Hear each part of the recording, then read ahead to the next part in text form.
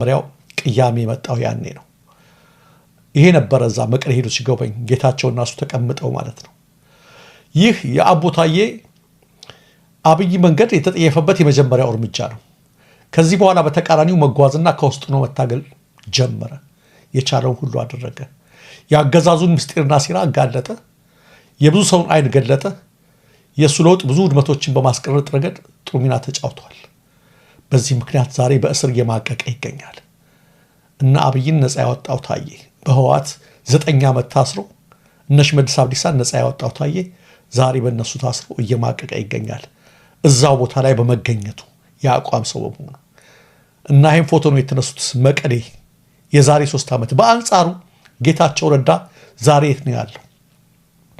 ኦቦ ታዬ የተጠየፈውን የአብይ ሴራ አንግቦ በራሱ ህዝብ ላይ ጦርነት ጠንስሶ ኢመደበኛ ኃይል አደራጅቶ መከላከያን ግፋ በለው እያለ ለሌላ ግፍና መከራ እየተዘጋጀ ይገኛል።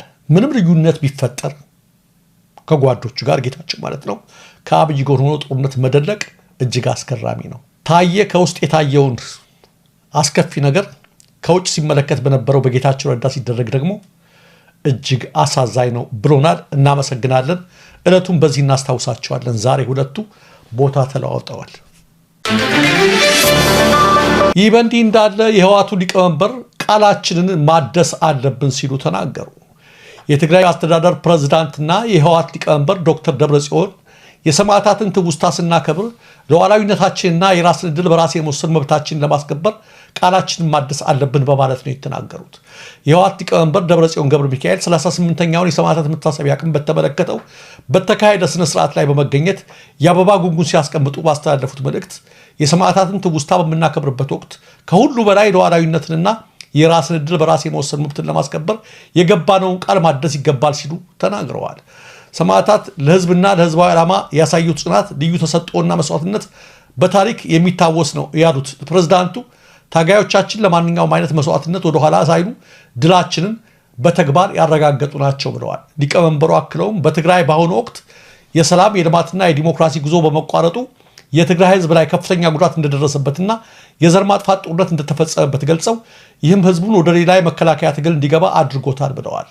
የትግራይን ህዝብ ከጥቃት ለመከላከልና ነፃነቱን ለማረጋገጥም ህወሓት የመሪነቱን ሚና እንደሚወጣ ዶክተር ደብረጽዮን አረጋግጠዋል። በሌላ በኩል ነፃ የትግራይ ኃይል በሚል ስም ከተዋቀሩትና በነ ጀነራል ጻድቃን ከሚመሩት የትግራይ ተዋጊዎች ውስጥ የተወሰኑት ከነታጠቁት መሳሪያ በመክዳትና በመጥፋት እነ ደብረጽዮን ጋር መቀላቀላቸው በገዢው ፓርቲ በኩል ድንጋጤ መፍጠሩ እየተሰማ ነው። ይህን ተከትሎ በዛሬው ዕለት በአፋር ክልል አቅራቢያ ውጊያዎች መቀጠላቸው እየተሰማ ይገኛል። ተመልካቾቻችን፣ አድማጮቻችን ዛሬ ከረፋዱ ጀምሮ እስካሁኑ ሰዓት ድረስ በአፋር አካባቢ ውጊያዎች እየተደረጉ ናቸው። ዝርዝር መረጃዎች እንደደረሱን ይዘንላችሁ እንቀርባለን። ይህ በእንዲህ እንዳለ በኦሮሚያ ክልል በተለይ በወለጋ ቢዛሞ የፋኖ ኃይሎች ከፍ ያለ ድል እንደተቀዳጁ ማስታወቃቸውን ተከትሎ ኦፌኮ ዛሬ ባወጣው መግለጫ አብዛኛው የክልሉ ቦታ የውጊያ ቀጠና እየሆነ መምጣቱን ጠቁመዋል። በማለዳው የኤምኤስ የመረጃ ክፍለ ጊዜያችን እንደዘገብነው በወለጋ ወይም በቢዛሞ ያለማቋረጥ ለ9 ሰዓታት በተካሄደው ከባድ አውደ ውጊያ በትንሹ 306 የመከላከያ ወታደሮች ህይወታቸውን ማጣታቸው ቢገለጽም ብልጽግናም ሆነ መከላከያ እስካሁኑ ሰዓት ድረስ በጉዳዩ ዙሪያ የሰጡት ምንም አይነት መግለጫ የለም። ይህ በእንዲህ እንዳለ በፕሮፌሰር መራራ ጉዲና ሊቀመንበርነት የሚመራው የኦሮሞ ፌዴራሊስት ኮንግረስ በአንዳንድ የኦሮሚያ ክልል አካባቢዎች ተወስኖ የቆየው የግጭት አውድ እጅግ አደገኛ በሆነ መልኩ ወደ መካከለኛና ምስራቃዊ የክልሉ አካባቢዎች እየተስፋፋ ይገኛል ሲል ስጋቱን ገልጸዋል። በአርሲ ምስራቅ ሸዋና ምዕራብ ሐረርጌ ዞኖች የሚፈጸሙ ጥቃቶች ከዚህ ቀደም ታይቶ በማይታወቅ ምዕራፍ ተሸጋግሯል ያለው ፓርቲው በተለይ በምስራቅ አርሲ ዞን አሰኮ ወረዳ ከሳምንታት በፊት በተፈጸመ የተቀናጀ ጥቃት እጅግ በርካታ ጉዳት መድረሱን ነው የዘረዘረው።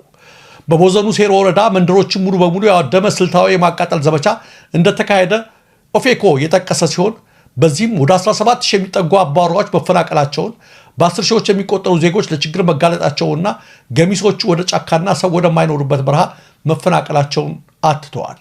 ኦፌኮ በንጹሃን ላይ የሚደርሰው ጥቃት በአስቸኳይ እንዲቆም፣ ያልተገደበ የሰብአዊ እርዳታ ለተጎጂዎች እንዲቀርብ፣ መከላከያ ሰራዊትና ሌሎች የታጠቁ አካላት የጦርነትና ዓለም አቀፍ የሰብአዊ መብት ህግጋትን እንዲያከብሩም በመግለጫው ጠይቀዋል።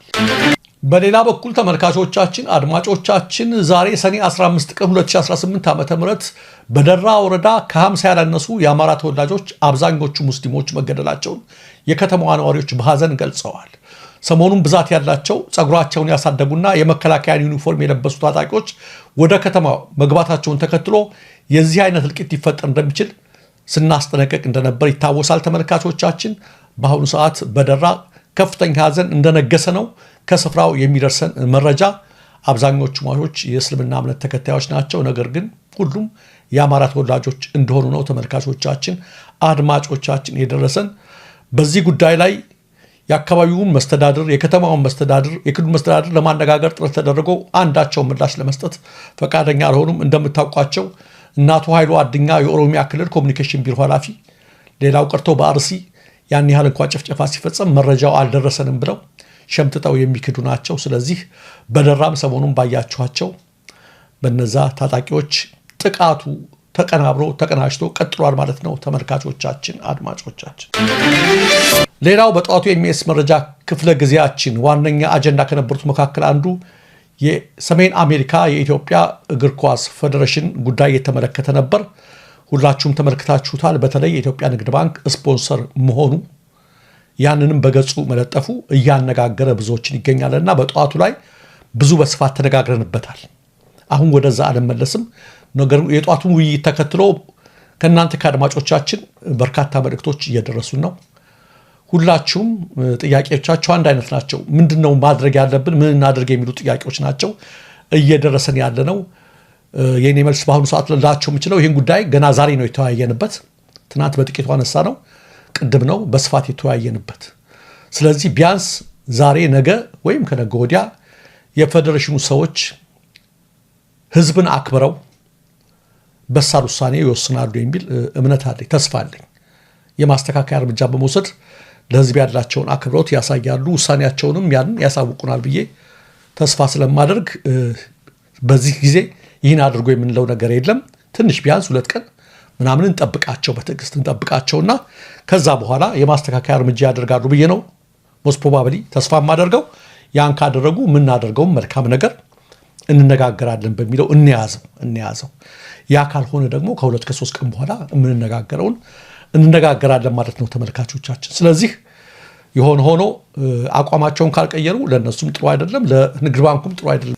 ለሁለቱም ጥሩ የሚሆነው ይህን አቋም አስተካክለው እነሱም ህዝብ አክብሮታቸውን ቢያሳዩ የበለጠ ፌዴሬሽኑን እያደግን እያጠናከርን በጋራ በመተባበር ወደ ትልቅ ደረጃ እናደርሷለን የሚል ስለሆነ በአሁኑ ሰዓት ለጊዜው ምንም የምታደርጉት ነገር ስለሌለ በትዕግስት ጠብቁን የሚል መልእክት ነው ያለኝ ተመልካቾቻችን አድማጮቻችን። ወደ መጨረሻው አስገራሚ የምርጫ ወሬ እንለፍ ተመልካቾቻችን። የቢቢሲን ዘገባ ተመልከቱት። ኦነግ መቀመጫ ባላገኘበት በኦሮሚያ ኢዜማ ወንበር አገኘ ነው የሚለው። እኔ ጠዋት ነግሬያችኋለሁ፣ ብልጽግና 100% አሸነፈ ያልኳችሁ ለዚህ ነው። አያችሁ፣ የቢቢሲን ዘገባ ተመልከቱት። ብልጽግና በአብዛኛው የፌደራልና የክልል ምክር ቤቶች መቀመጫውን ባሸነፈበት ምርጫ ኦነግ መቀመጫ ባላገኘበት በኦሮሚያ ምክር ቤት ኢዜማ 1 ወንበር አግኝተዋል አሉ። እስኪ ዝም ብላችሁ ተመልከቱት። ኦሮሚያ ውስጥ ኦነግ 1 ወንበር ሳያገኝ ብልጽግና 1 ወንበር አገኘ ሲባል ማለት ነው። ለዚህ ነው 100% አብይ ነው ያሸነፈው። አብይ ነው የደረደረው፣ ቦታውን የደረደረው። ስለዚህ ብልጽግና 100% ነው ያሸነፈው ምርጫውን ያልኳችሁ ለዚህ ነው። እንዲህ አይነት ቀልድና ፌዝ ነው የተደረገው።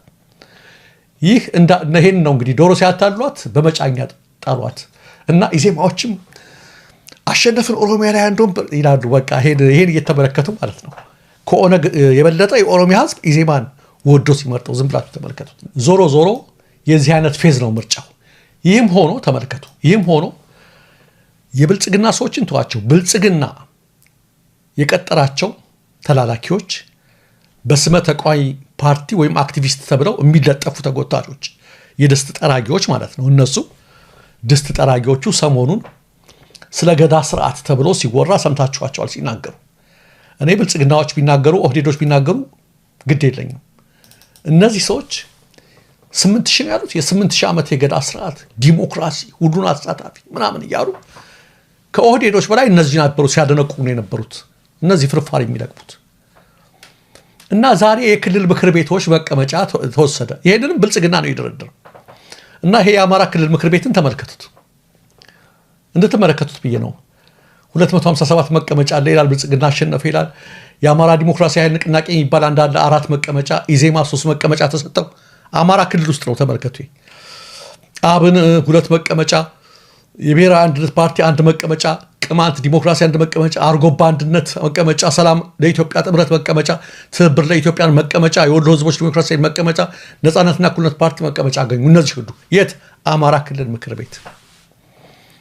ኦሮሚያ ክልል ምክር ቤት የ8000 ዓመት የዲሞክራሲ ባህል አለን ሲያሩ ሲያደነቁሩን ከነበሩት ጋር ማን አገኘ ካላችሁ መቀመጫ ማንም፣ ኦሬድ ብቻ፣ ማንም የለም። አልሰጧቸውም። እዚህ ጋር ያለው ነው የተሸነሸነውላችሁ ነው። አንድም መቀመጫ አንዲት መቀመጫ ሌላ እንዲገባ አልፈለጉም። የአማራውን ሸንሽነው እንደዚህ ያከፋፍለዋቸዋል። ናብይ ይህን አድርገውታል። አማራ ክልል እንደነገርኳችሁ ነው። በህወሓትም ጊዜ አማራ ክልል ኦሮሚያ ዞን የሚባል አለ። ቢያንስ የቱ? ይሄ ከሚሴ አካባቢ ትክክል ነው መሆን አለበት። የኦሮምኛ ተናጋሪ ይበዛበታል በሚባልበት አካባቢ የኦሮሚያ አስተዳደር ልዩ ዞን በቋንቋቸው እንዲዳኙ በቋንቋቸው እንዲማሩ። ከኦሮሞ ቀጥሎ ኦሮሚያ ክልል ውስጥ በብዛት በ10 ሚሊዮን የሚቆጠር አማራ ከዛ በላይ የሚቆጠር የአማራ ተወላጅ ባለበት በኦሮሚያ ውስጥ አንዲት ቀበሌ የለም በአማራ ስም የተዋቀረ። አማራ ክልል ውስጥ ግን የኦሮሚያ ዞን አለ፣ በዞን ደረጃ ልዩ ዞን የሚባል። አሁን ደግሞ እንደምትመለከቱት ይሄን ነው ያደረኩት እኔ እና ይሄ የሆነ ፕሮፓጋንዳቸው ነው የሚያስቀኝ። የ8000 ዓመታት ምናምን የዲሞክራሲ ባህል አሳታፊ አጋፍ የሚሉት ነገር ነውና በጣም የሚያስቅ ነው ለማለት ነው። እንድትመለከቱት ነው ተመልካቾቻችን። እንደዚህ ነው እና አብይ ቀለዱ ያሉት። ከዚሁ ከምርጫው ሳንኖራ የተከበሩ አቶ ካሙዙም ይሄ ተለጥፎላቸዋል። የተከበሩ ተብለዋል፣ ከአርቲስትነት ማለት ነው። አርቲስት ካሙዙ ካሳ ብልጽግና ፓርቲን ወክሎ ለህዝብ ተወካዮች ምክር ቤት በተወዳደረበት የካ ክፍለ ከተማ ተፎካካሪዎቹን በከፍተኛ ልዩነት በመብለጥ ጭምር አሸንፈዋል። የቀድሞ አርቲስት ካሙዙ ካሳ አሁን የተከበሩ ካሙዙ ካሳ ነው ማዕረጋቸው ተብሎ ተነግሮለታል። እና ለዚህ ነው ካሙዙ የአዲስ አበባ ህዝብን ሲያሸንፍ ተመልከቱት፣ በአብላጫ ድምፅ እንደነገርኳቸው።